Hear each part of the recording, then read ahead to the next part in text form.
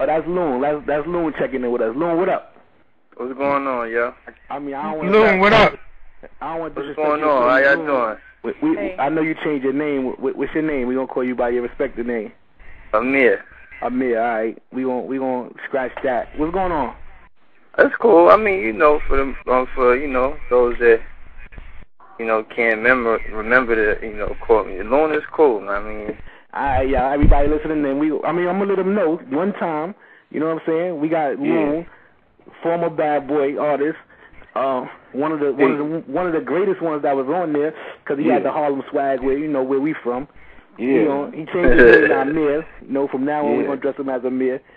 Before we get started, we were just elaborating on a relationship, right? We gonna get into that story. Candy, finish your Princess. We got Princess on. Candy, Princess D Candy, that's my co-host, my man Dula on. Wise is on the line live, and we got a bunch of listeners. How you doing, everybody? We got a bunch of listeners listening in. A friend of mine asked me, is it cheating?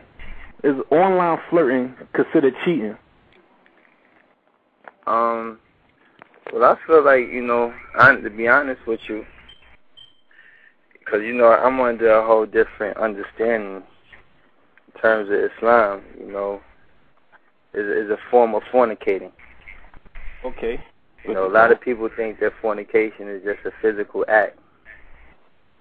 But when you're talking to someone and it has a tendency to arouse them in any manner that, constitutes sexual thoughts or anything of that matter, it becomes another form of fornication. Wow. You can fornicate with your mouth, you can fornicate with your eyes. You know what I'm saying? This is why in Islam we taught to lower our gaze when we see sisters. And, living in Atlanta and New York, it's kind of difficult for the Muslim to conduct himself on a day-to-day without seeing, the way the sisters, it's summertime. You under a real temptation right now out there in the ATL. Yeah, but I just left the masjid, so I really stay around. And brothers, I stay in books, and I try to educate myself, because this is something that I never really had the opportunity to do, in my previous life. But, it's just like when you see a sister, she come in your direction, of course, that first glance, you can't really help. Yeah. But if I happen to stare at her as she's walking, watching her hips gyrate and things of that nature, it becomes fornication of the eyes. Because now you already know what goes through a brother's thoughts when you're actually examining. Like, you know what I'm saying? A quick glance, okay, cool, I caught that.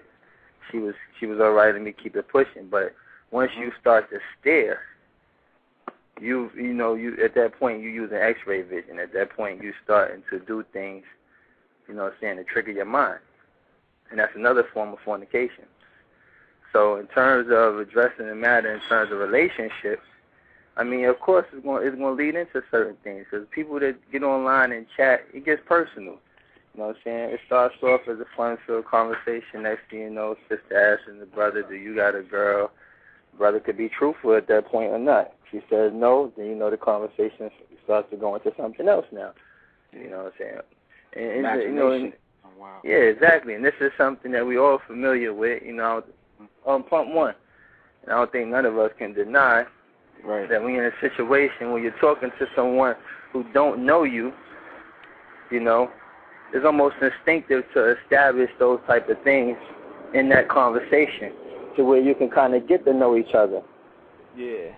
And that conversation might actually, might feel good, might lead to something. Might talk to somebody who actually, is interested in who you are, and vice versa. And next thing you know. Question: What got you from where you came from? Tell us where you came from to what made you switch to your acts now, what you're doing now. Well, first of all, it's not an act, but what made me change from music business and just, living a life of consistent sin. But see, a lot of people, y'all only see like 3 minutes and 40 seconds of frames of a lifestyle that's forged. You know what I'm saying? Yeah. There's a lot of perks that come with being in the business. Yes, there's a lot of money and luxurious things involved, but the reality of it is only Superman can have that flawless red and blue suit every time and that flawless curl in the front of his head. No, we are very much Clark Kent. And for example, you could look at a situation like with Kanye West, you know what I'm saying, who mom's passed away. It was headlines, it was news. We all sympathized for him, but you say about 3, 4, 5 headlines later, we forgot about Kanye's mom. But the reality of it is Kanye is still struggling with the fact that his mother is no longer here.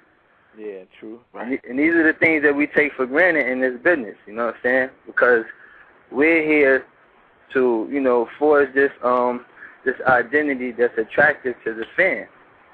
And in my case, you know what I'm saying, it's just like, you know, running around with Puff and being in that situation.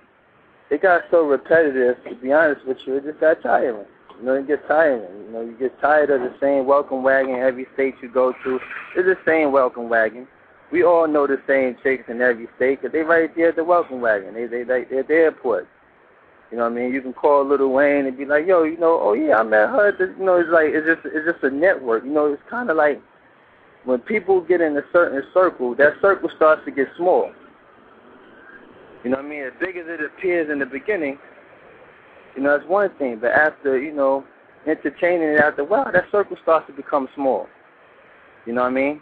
Yeah, and like everybody we spoke to that had problems with Puff would consider him a bad businessman. Do you have any problem with him? Like, or you just stepped away from Bad Boy? Do you like? No, I don't have any problems with Puff. You know what I'm saying? I have no problem with Puff. I own all my publishing. I did very good business with Puff, and I wouldn't have been exposed to a lot of things that I have been in my life. You know, if it wasn't for, you know, my business relationship with Puff. And this is where a lot of people, you know what I'm saying, tend to lose gratefulness for, like, certain things. You got to count the blessings. You can't look at a person for what don't go right. Because if you can count more things that you know what I'm saying, you know what I'm saying, more things that's in your benefit, and they outweigh the things that are not going so well, you know, hold on to that. Yeah. You know what I mean? I would run out of limbs trying to count all the things that went right. Yeah. Definitely. Whatever went wrong, I probably use one hand and still have fingers left.